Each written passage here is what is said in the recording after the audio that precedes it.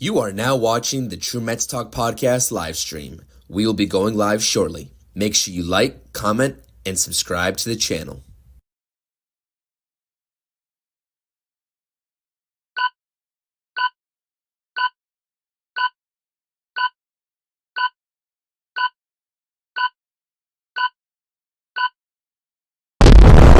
Down the right field, stumbling start for Stewart. That's close to deep left field by Alvarez. That's going to go in 4 straight games for the second time in he's homered in 4. What's up, everyone? It's your boy CP, and we are now live back here on the CPNYSports YouTube channel. Welcome back to the True Mets Talk podcast, day after live stream, where we are talking about an incredibly gutsy performance last night from our New York Mets. Usually I would call it a beautiful win, but it was still a win with a lot of missed opportunities from this offense in particular. And obviously, we'll be talking about some of the pitching decisions that this guy right next to me, Carlos Mendoza, an absolutely great manager for our New York Mets, made last night to propel or help propel the Mets winning their third straight game in the Subway Series matchups this season, going for their fourth straight tonight. Obviously, we were not live yesterday for the True Mets Talk post-game live stream. As per usual, some scheduling conflicts, but we are here talking about the day after recap. So I appreciate everyone being here. Make sure you hit that thumbs up on this stream. Whether you're catching the replay or right here with me in this live chat, drop your comments in the live chat. Any thoughts, questions, opinions, anything related to the Subway Series in our New York Mets, we will have a discussion. I'll prop up some comments like I will do right now. It's a 3-2 victory for our New York Mets. Want to say what's up to D, LGM, and going for that sweep tonight. We got Brad saying the game took years off of his life. It had everything good, bad, and lifeless moments in between. Also saying shout out to CP. I appreciate you, Brad. Shout out to you. Shout out to Oliver. Shout out to Junior, per usual. Shouting out all of Junior's fellow Mets fans and our fellow Mets fans, because it's a great time to talk about our New York Mets. They are playing some great baseball. They are off to a 3-2 start in the second half, and they are going to need to keep trucking along in order to stay in this wild card race. And that's right. As Pure Adrenaline Sports is saying, what a win. It's always nice to get a victory over the crosstown rival New York Yankees. So let's get into it. Like I said, it's a 3-2 victory. I wanted to start off with the offense first because there's really not much to talk about this offense. We will be going live for the Amazin Mets pregame show as well later this evening at 5:15. A lot of great Mets content is going down on YouTube. We got our pregame at 5:15. We got the Till Mets Do Us Part crew at 5:30 as well. So we all got your needs covered in terms of Mets talk all across the board. Everybody's supporting everybody. I'll have Rob on the pregame with me as well. Make sure you tune into that. And I wanted to just do this little day after recap here for about, I want to say 30 or 40 minutes talking about this win, and we will delve more into this win with Rob's thoughts and opinions, as well as talking about Game 4 of the Subway Series and this season matchup later tonight with Garrett Cole and Sean Manaea on the mound. But as you can see here, I mean, really, you have to highlight Jeff McNeil in the second half. He has turned into a completely different hitter at the plate than what we saw in the first half. And you see here a very small sample size over his last 5 games. Squirrel is hitting 400. The OBP is over 400 as well. The slugging percentage is 1,200, and the OPS is over 1,600. 4 home runs in his last 5 games with 8 RBIs. The power surge is here for Jeff McNeil. And when I look at his approach at the plate and looking at not only the count that he's hitting these pitches in, because we all know Jeff is an aggressive hitter at the plate, loves the first pitch swing, loves getting ahead in the count, swinging 2-1, 2-0, trying to sneak attack that pitcher, the opposing pitcher, and he's still doing that. But you heard it in his quotes and comments the other day, especially in that Marlins series. Instead of trying to just slap the ball where they aren't, he's focused on prioritizing the quality of contact, and that's automatically making his power that much better. Now, I got to give a shout out and I got to give a credit because Jeff McNeil is doing exactly what frequent guest on my True Mets Talk post-game shows has talked about, and that is Carson from the Mets Weekly Pod. Shout out to Carson as well. Did a stream yesterday on their channel. Make sure you go check that out. I know he's feeling a little bit under the weather, so hopefully he's feeling better. If he sees this or if he doesn't, it doesn't really matter because he preaches pulling the baseball above all else. And I don't quite agree with that 100% of the time because there are situations, obviously, you have to be a situational hitter. You have to go the other way, especially, right, if you are late on the pitch. Now, I'm not asking people to be late on pitches. That's not what we're talking about here. But Carson's theory, and the numbers do support this to a certain extent, is that pulling the baseball 100% maximizes your power. Now, it doesn't make you an all-around complete hitter, and I will never, ever back that up. But I will say, Jeff McNeil has done a lot better of a job at pulling baseballs in his wheelhouse here over the last 5 games. Most of his home runs, if not all 4 of them, come to the pull side or have come to the pull side. And he is absolutely taking great swings on the baseball. So I want to shout out Jeff McNeil. This is a guy that I definitely have gotten on in the first half. He was very disappointing. And I don't know what the trade deadline is going to have in store. I don't foresee the Mets moving Jeff McNeil. If the Mets do move Jeff McNeil, which a lot of people are still under the sort of opinion that this is the best time to move Jeff McNeil. I'm not sure if it's going to happen at the deadline. It could happen off season. But if he remains on this team, him and Pete Alonso, who had 2 hits last night himself, he loves hitting at Yankee Stadium, need to be integral parts of this lineup. And Mr. Squirrel is definitely stepping up to the plate, no pun intended, and delivering just that. He has been the catalyst of this lineup so far in the second half, and we absolutely love to see it. So you can see here, the rest of the lineup, pretty lethargic against a good pitcher in Luis Gil on the mound for the Yankees last night. Lindor went 1 for 4 with an RBI, obviously got plunked with the bases loaded, had to hurt. I believe it was on his left elbow. Looked like it stung a little bit. Obviously, he stayed in the game, which is great to see. Brandon Nimmo's in a little bit of a funk. Hopefully he gets out of it. He went 0 for 5. JD Martinez also in a funk. So this Mets lineup in this second half obviously is still a little lethargic. We know that. That was obvious and evident in a couple games in that Marlins series. And it was pretty evident outside of Jeff McNeil's home run and the hit by pitch last night that this offense still isn't producing at its highest rate.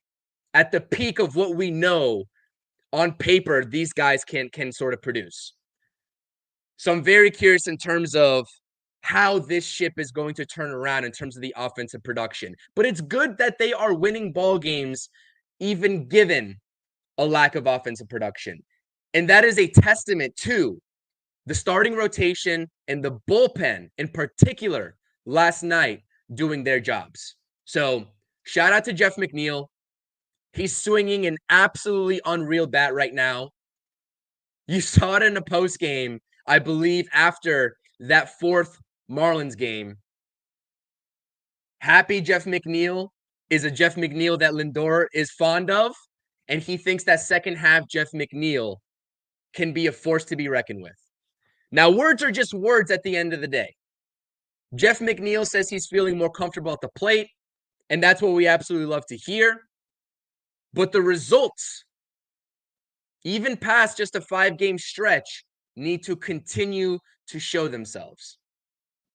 So we'll see what he's got in store for the rest of the first half. He's off to a tremendous start, and he's probably the hottest Mets hitter in this lineup right now, which is shocking to say. If I had told you, or anyone else on this screen would have told you, Jeff McNeil would come out of the gates being the Mets' hottest hitter in the second half, I know I would have looked at you crazy. I would have looked at myself crazy because I would have never thought that I would be saying that and that would be coming out of my mouth.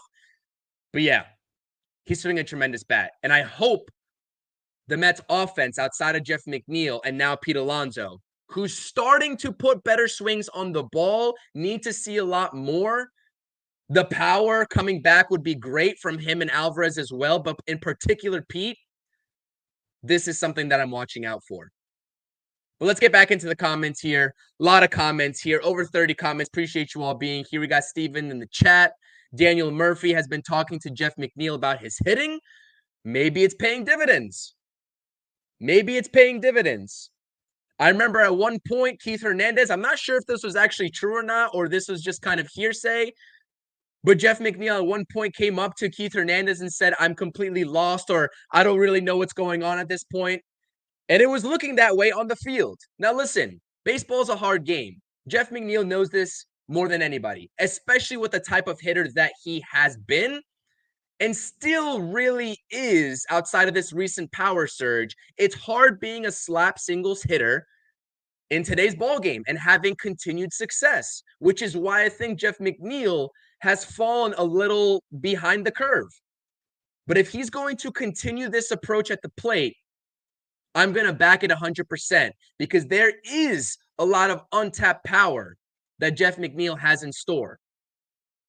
So we'll see if this is only a short trend or if this continues over the long haul, the second half, but you got to love what you're seeing out of Jeff McNeil. Got to be objective. You got to put the narratives aside in terms of what we saw and what we are saying in the first half and just appreciate that he is carrying this offense right now over the first 5 games since the second half started. This is what I'm going to be talking about here as well, D. Hold on to that thought.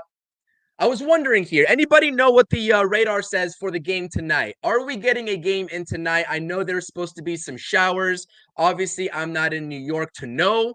So those of you all who are actually in New York, are we getting this game in tonight? Please let me know.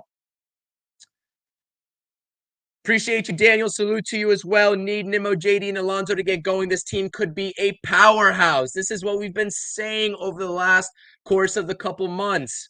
We saw a guy like JD Martinez get hot. Then we saw Lindor and Nimmo get hot, but we saw Pete Alonso cool off. And now we see everybody else cooling off, but Jeff McNeil getting hot. If there is a point in time in this second half where all of these guys at the same time could get hot, this lineup, I'd be confident going into a wild card series with just about anybody in terms of putting up the actual runs. Now, pitching is a different story. We'll talk about the pitching. I have a couple of candidates here, maybe at the trade deadline in terms of starting pitching options. We'll talk about in the last slide here before we get up on out of here. Got about half an hour left here on this stream. But yeah, this offense has not hit its peak whatsoever. Amazin is saying you can't trade McNeil right now.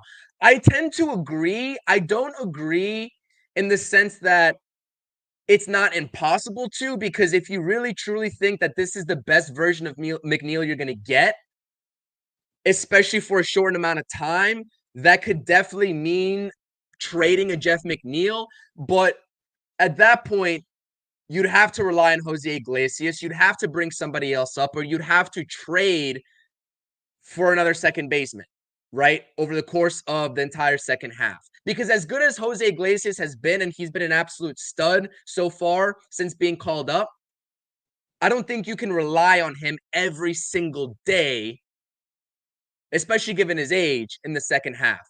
So I agree with you, and I think that to return the best possible second half that you can, I agree that Jeff McNeil's going nowhere. Now, the offseason comes around. Let's say the Mets make it past the wild card series, just hypothetical, and they lose in the divisional series. Then you're having a different discussion in terms of what your actual future holds at second base and whether McNeil fits that bill or not, because that's a different conversation. But for the rest of this second half, given that he's still in a long-term deal, yes, I think that you can afford to keep Jeff McNeil at this very point.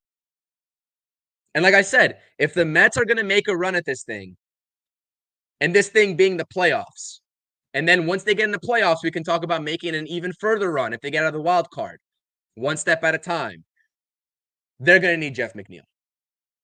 They're going to need Jeff McNeil. 100%. Pete Alonso, they're going to need everybody. They're going to need everybody because they've been getting by with individual performances and having a couple of guys carry the entire lineup, right, at one time in stretches of this season.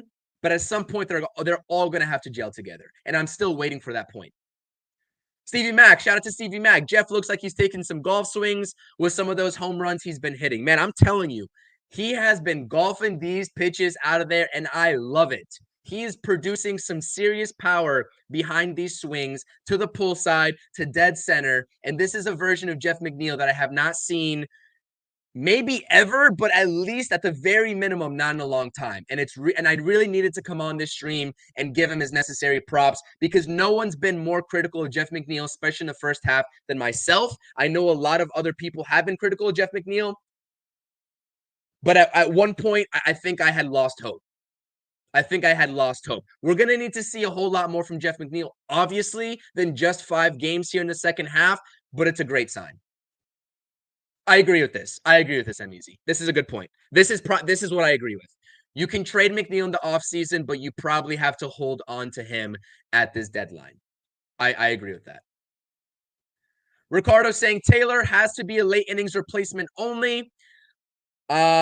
Willing to run Gamble out there when it's not McNeil. Yes, Tyrone Taylor's bat has definitely cooled off exponentially in terms of the version that we saw of him earlier on this season. Had 3 strikeouts last night. He went 1 for 4, but I agree. His bat is definitely not serviceable enough and for my liking in a platoon role. I'm not sure if I want to rely on Gamble or Stewart either. That's why I truly think the Mets have to go out there and get another bat that can be that platoon type player. But if you have the flexibility of Jeff McNeil's bat coming along, and I forgot who mentioned this to me on X, but if Jeff McNeil's bat continues to produce in this light that you see on your screen, he can be your platoon right fielder, at least until Starling Marte comes back. And then you can continue to run a lineup of McNeil and Iglesias out there like they've been doing here a lot more frequently over the last couple of weeks. So that's an option as well until you actually hit the deadline, which is quite literally only about a week away. So Pure Adrenaline saying we've nicknamed him McNo Hits, but have to stop that now. Yeah, that definitely has to stop until further notice. Absolutely. Because what you see on the left-handed side of your screen right here is undeniable. It's absolutely undeniable. Yeah, this is something that we actually didn't talk too much in depth about on the pregame show as much as I would have liked to yesterday. Obviously, most recently, yesterday, Jackie Bradley Jr. gets a minor league deal from the New York Mets coming over from the Long Island Ducks, where he had over 1,000 OPS. I think he had something crazy like a 25-plus game hit streak.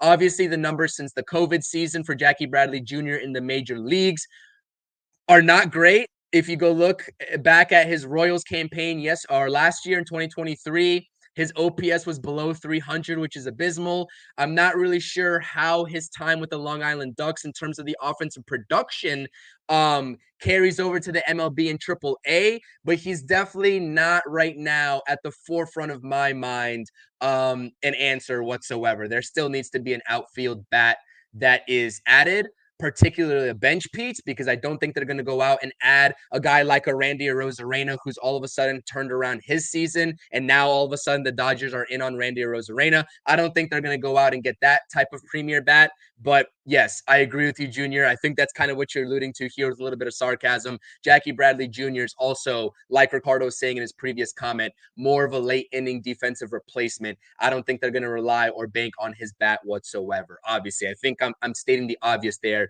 when you look at what Jackie Bradley Jr. has produced at the plate strictly since 2020. So good signing, good minor league depth signing, but really there's not much more to it than that, in my humble opinion. So let's talk a little bit about the pitching here. I need to speed things up.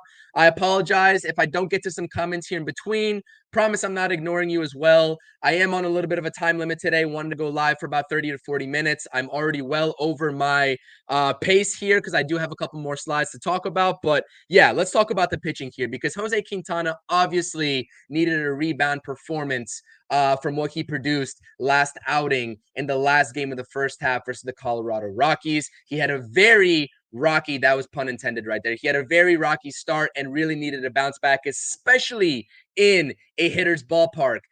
with the short porch in Yankee Stadium. And he fell victim to that in his only earned run in this ball game, thanks to a Gleyber Torres solo home run, I believe, in the bottom of the second inning. But he turns in 5 innings, 3 hits, 1 earned run, 6 strikeouts, and 5 walks, throwing 94 pitches. Exactly what I wanted to see out of Jose Quintana, outside of the walks. Obviously, 5 is a little bit too many, but he had some traffic on the base paths there, here and there in between, got out of some jams, and produced 5 solid innings to keep his team in the ball game. In the pregame, all I wanted out of him was 5 innings of 3-run ball. That would have probably not lost the Mets the game, because obviously they put up 3 runs of themselves, but that would have ended up in a no decision for Jose Quintana. And I think he gets the win here, if I'm not mistaken, because in the very next inning, Jeff McNeil provided that 2-run home run. So I believe Jose Quintana gets the win, but correct me if I'm wrong. But very solid performance. Obviously, Jose Quintana, I've had a lot of opinions on in terms of his status on the Mets moving forward. We'll see if this changes with the Christian Scott injury. We'll see what the Mets have planned in terms of the starting rotation. Are they going to add a rotation arm, or just sort of keep it in-house with the options that they have? But a very impressive outing for Jose Quintana. But we have to talk about Carlos Mendoza and his brilliance, man. We have to talk about it. I tossed up a poll in the live chat right now for those of you all who are in the live chat. If you're over on X, make sure you come over to the YouTube channel, click the link. It's somewhere on my X timeline, and come vote on this poll, because I'm so curious. I was screaming at the top of my lungs to intentionally walk Aaron Judge in that situation in the 9th inning. You don't intentionally walk anybody else, maybe outside of Shohei Ohtani, in that 9th inning with the runner on first base, only up 1 run. But with Aaron Judge and Shohei Ohtani, those 2 guys are the exceptions. And you know what Carlos Mendoza decided to do? He decided to trust a pitcher who's had an absolutely rocky season himself in Jake Diekman. And he allowed the lefty-righty matchup to play itself out, and his pitcher makes him look like an absolute genius. And I'm very happy with his response in the postgame, because they were asking him what spurred him to make that decision where they walked Aaron Judge in every single at-bat prior to that, even in a key situation. In the 6th inning with Daniel Nunez, they decided to walk Aaron Judge and face Ben Rice and the rest of that Yankees lineup. But in the 9th inning, when it's do or die time, when the guy can hit a go-ahead or a walk-off home run off of Jake Diekman, who has been less than impressive in his totality so far in 2024, they decide to let Jake Diekman pitch to Aaron Judge. And I absolutely love it. I absolutely love it. He said it was a feel of the game for him. He saw Jake Diekman pouring in strikes early and often, and the rest was history. He had a little side conversation with Jeremy Hefner. He asked him, Carlos Mendoza asked Jeremy Hefner his thoughts. Jeremy Hefner basically backed up the notion that they should let Diekman pitch to Judge, and there you have it. It looks like a brilliant move when it succeeds, but you know everybody in this fan base would be going after Carlos Mendoza if the Mets lose that ball game on a walk-off home run. That is why I call this win gutsy. It wasn't pretty. You're not faced with the prettiest of decisions to make, and that certainly is what makes or breaks a good manager, especially a rookie manager. These types of decisions that needed to be made, and that were made at the end of the day successfully. So I know a lot of chatter has been going around about Mr. Carlos Mendoza this season, mostly positive, which is great to see, because I think he's done a great job. But there have been his critics that have come out of the woodworks here and there when some of these decisions, these 50-50 decisions, didn't go the Mets' way. But this was an absolute brilliant performance in terms of the managerial head-to-head matchup. Carlos Mendoza 100% outmanaged Aaron Boone in this game. Now, I didn't choose to talk about the Yankees. Obviously, I talk only Mets here. We all know what the Yankees lineup looked like, and that is also a managerial decision. A lot of Yankees fans that I follow on my X account weren't thrilled. Had a couple people tell me congrats on the win hours before the game even started. But when you take a look at in-game decisions, it certainly seems like Carlos Mendoza has a tremendous grasp on the guys on his roster, the guys on his bench, the guys in his bullpen, and who to trust in a certain situation versus who not to trust. Now, I'm not saying that Mr. Mendoza had any other choice in terms of letting Diekman play that inning out because nobody else was warming up to my knowledge. So that was going to be Jake Diekman's inning anyways, but the fact that he let Jake Diekman pitch to Aaron Judge and he got the strikeout for really the only opportunity of the game for Aaron Judge to put a ball in play, given his 4 other walks, it's beautiful. It's beautiful. I'm very curious about what this live chat poll is saying here. At that point in time, would you say 62% absolutely not when the decision was made in real time? Did you agree with the Mets pitching to Aaron Judge? And I'm one of those 62%, 100%. Wow. I love it. I love it. A manager that has a feel for the game, a feel for certain situations. It feels good. As a Mets fan, I'm not quite sure what else you want. What up, Stoney? Appreciate you being here. Carlos, yeah, that's what I'm saying. Judge's walks were intentional. That's what I'm saying. They were not allowing him to put the ball in play. They were taking that out of the equation automatically. Maybe I misspoke there. Maybe, I don't know. Did I say that they were pitching around him? I mean, they did walk him intentionally, 100%. 100%. Salute to you, Carlos. Appreciate you being here. MEZ saying Diekman seems to pitch much better when not used in consecutive days. Yeah, that's valid as well. I don't know what the future holds for Jake Diekman. I'm not sure if this is going to propel Carlos Mendoza's trust in Jake Diekman, given what the history has been so far in 2024 for Jake Diekman. But this has got to feel good, not only for Carlos Mendoza, obviously in making that decision and trusting Jake Diekman, but this has got to take a ton of pressure off the shoulders of Jake Diekman. So I hope that can get him kickstarted in terms of the confidence for the rest of the second half, should he be on this team. 62% of the time, it works every time. Absolutely. Daniel, 100% our A guys should be available today. Obviously, Edwin Diaz, with what transpired in game 4 in Miami, was not available last night. And yeah, it just is what it is. The Mets and Carlos Mendoza knew they were going to get by with who they had available. Jose Butto wasn't available. Edwin Diaz wasn't available. So they were going to have to utilize Daniel Nunez in a high leverage situation and just hope and pray that the matchups in the 8th and 9th inning work themselves out. I also want to give a huge shout out to Phil Maton. He has been very impressive in my eyes since coming over, and David Stearns, up until this point, has hit a home run in that early trade for Phil Maton. Huge for this bullpen, especially if he continues these types of performances like he did yesterday in that 8th inning. But one thing that I also want to say in terms of the bullpen here, I'm not quite sure what's going on with Adam Ottavino. Obviously, yesterday was as ugly as it can get. Leadoff single to Volpe.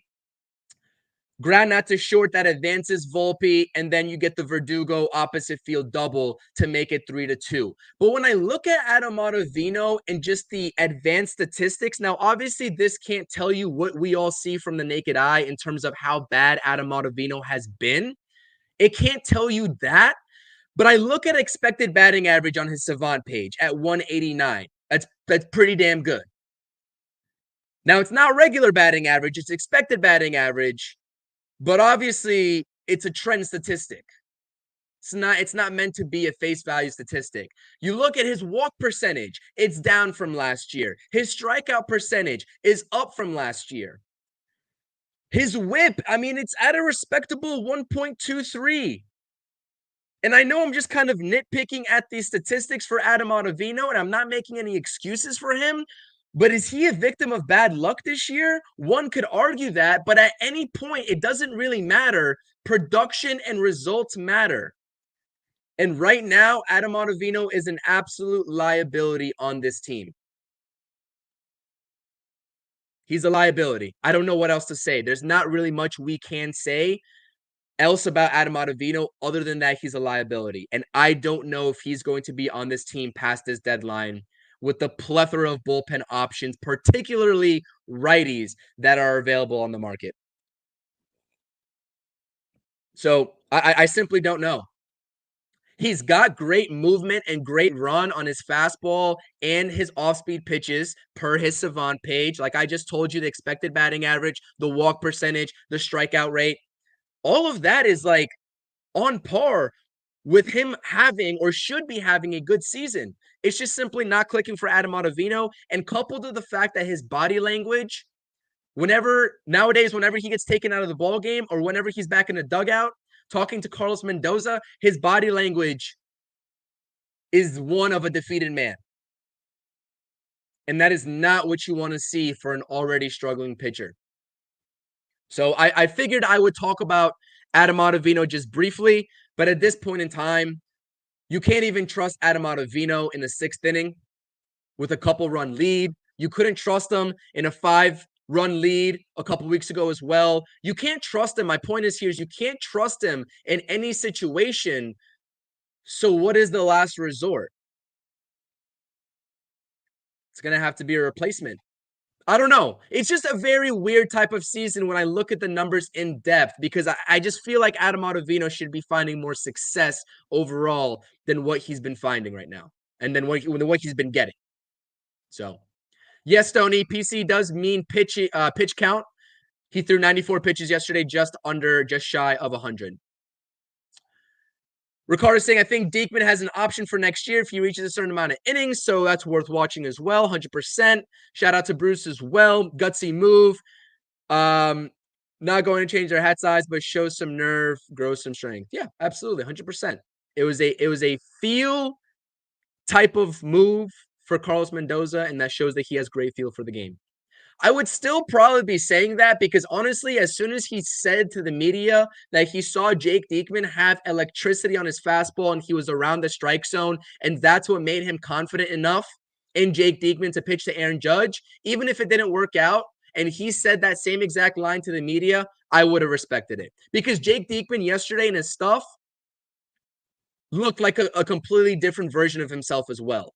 Usually, Jake Diekman loves to nibble outside the strike zone. He'll throw a lot of baseballs that are well outside of the strike zone, and he's not really around the plate most of the time, gets behind in counts, but Jake Diekman was out there attacking hitters last night.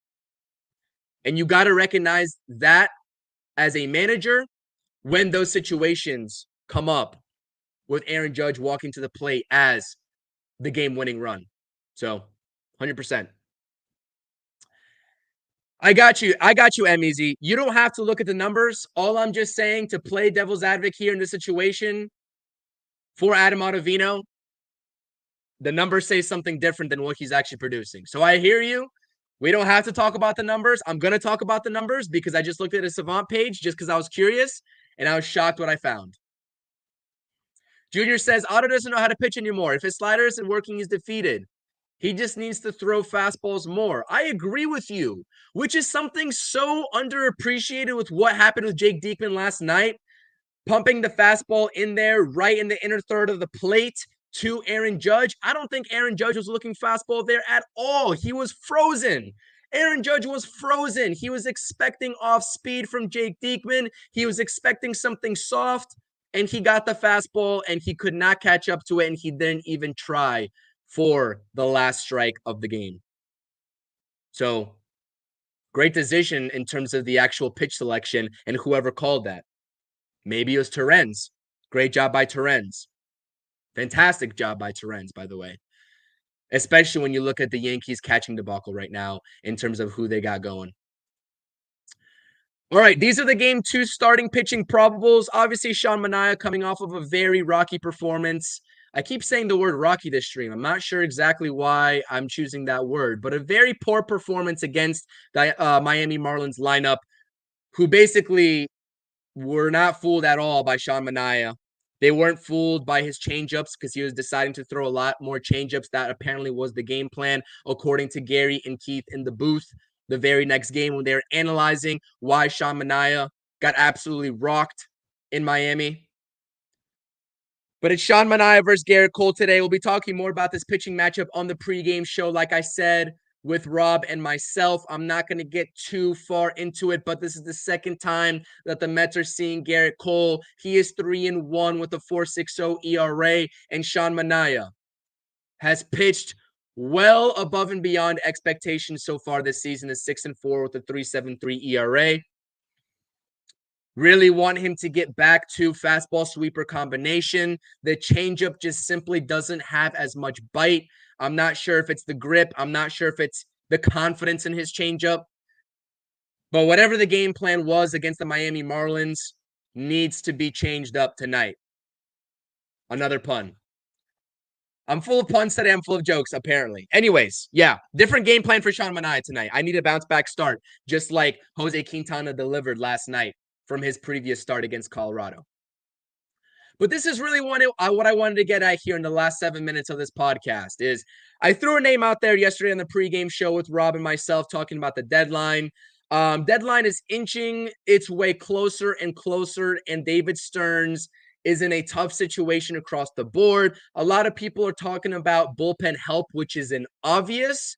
I think that any sort of bullpen name that's out there could automatically be a fit for the New York Mets, whether they're a righty, given Adam Ottavino struggles, or whether they're a lefty, if you want to get another lefty in this bullpen along with Jake Diekman, like the plan all along was with a Raley and Diekman combination going into the season before Raley's injury. So the bullpen, obviously, I'm not going to talk about that here because that's an obvious, 100% an obvious. And if you get a bullpen arm, maybe they push Jose Butto back into the rotation. But if they don't want to push Jose Butto back into the rotation, and let's say for some instance, worst case scenario, Christian Scott is going to be on the IL for an extended period, UCL sprains or strains, whatever it was diagnosed as, anything with the UCL, as soon as you see that diagnosed, it's not good. It's not good. And yes, the Mets have plenty of starting pitching depth, but are they confident in that for the entire second half? And are they confident in those options when the playoff comes around and you need to shorten your rotation? So these are two options. We always talk about tier A versus tier B guys, bullpen, bench bats, and starting pitchers. This is your classic definition. And when I say tier A versus tier B, this is what I'm talking about.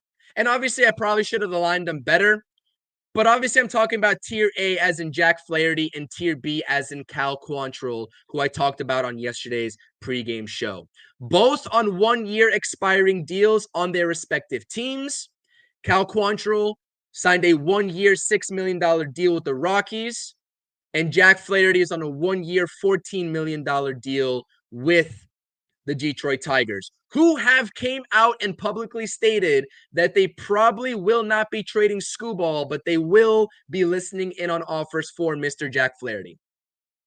I think either of these guys play. Cal Quantrill would mimic the production more or less of a Christian Scott and what he's produced so far this season. Not fantastic numbers, but certainly viable for a starting pitcher 4 or 5 in your rotation for the remainder of the season. And obviously he's cheaper.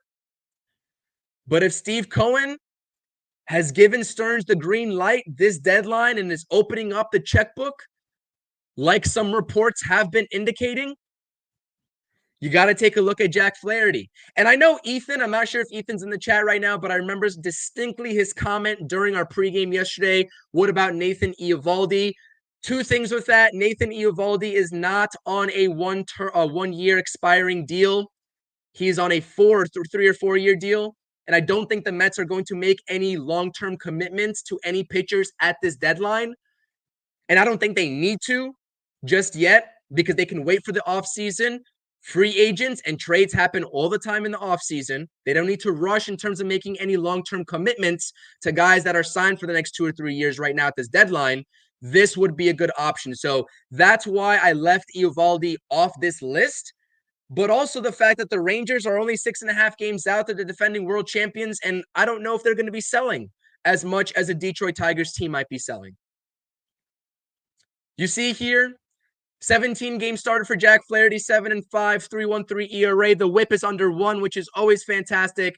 And he's got an 11.4 strikeout per 9 rate. His numbers are great. The off-speed run on a Savant page is great. All the numbers. You just see red as soon as you go to Jack Flaherty's Savant page. It's red, red, red, red, red. Which I guess doesn't mean much because so is Adam Ottavino's Savant page. So, I don't know. But you know what I do know is that both of these guys, regardless, would make this Mets rotation better, and they would provide Carlos Mendoza more flexibility and more options as the end of the season gets nearer and nearer and nearer. So obviously you see the bigger name in Jack Flaherty and the numbers. Obviously that's going to persuade people. Let's go after him. Let's go out. Let's go all out this deadline. Why not?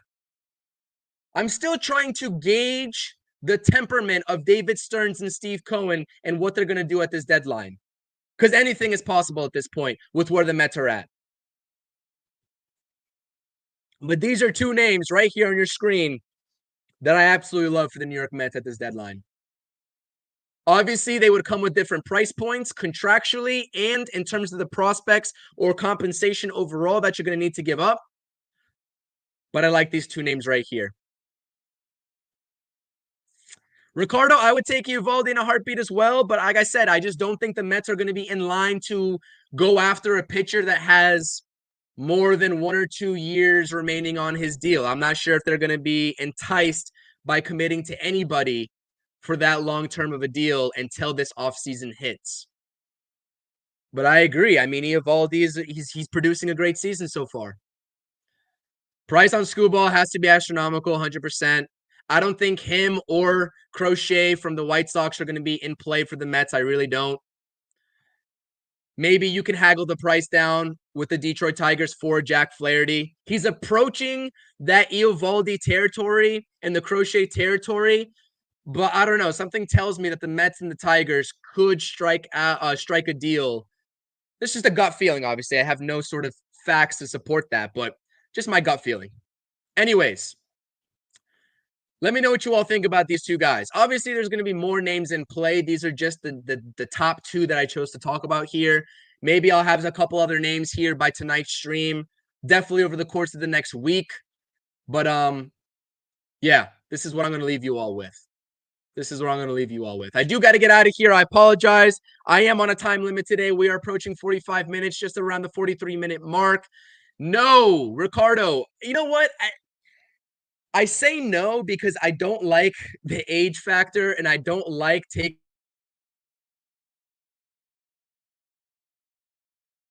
too far off of what Cal Quantrill's numbers are. But I just look at a guy like James Paxton. I'd rather just take my chances with a Cal Quantrill. I'm not going to lie to you. Would I be upset at the end of the day if they went after James Paxton? No. But I wouldn't prioritize him. I would try my hand and my luck with everybody else. And if the worst case scenario comes about, then you can go after James Paxton. But he's not a name that the Mets should be rushing to go after right now. I don't think any team is rushing to go after James Paxton. That's my humble opinion. The Dodgers, who are in need of pitching, got rid of him for a reason. Now, he's had a decent season. Don't get me wrong. It's not like a terrible season by James Paxton. It's been up and down and inconsistent, but it hasn't been terrible, like overly terrible. But I would not prioritize James Paxton. If you're asking if I would take a flyer and just a flyer as my last resort, if need be, just to bring another arm in case all else fails, sure. But I'm not prioritizing James Paxton. But anyways, I appreciate you all being here. Obviously, these are your starting pitching matchups. Sean Manaea versus Garrett Cole. Tune into the Amazin Mets pregame show later on tonight, 5:15 p.m. Rob and I are going live talking about the Subway Series, the final game of this Subway Series in 2024. Make sure you hit the thumbs up on this stream. Make sure you subscribe if you're new here, if you like what you heard. Make sure you turn on those notifications. A whole lot more Mets content coming your way, especially as we get closer to the deadline and post-deadline. A lot of Mets content coming from me. I appreciate everyone being here. Thank you for being a part of this live stream. It's truly always a pleasure. Thank you for the support on this channel. And until next time, see you all at 5:15 p.m. And let's go for that Subway Series sweep. I need all 4 games. I'm getting greedy. I need all 4 games. I appreciate you all. Until next time, see you all tonight. Peace. Thank you for watching the True Mets Talk podcast. Make sure you're tapping on that notifications button and checking out all the latest content on the channel. Thank you.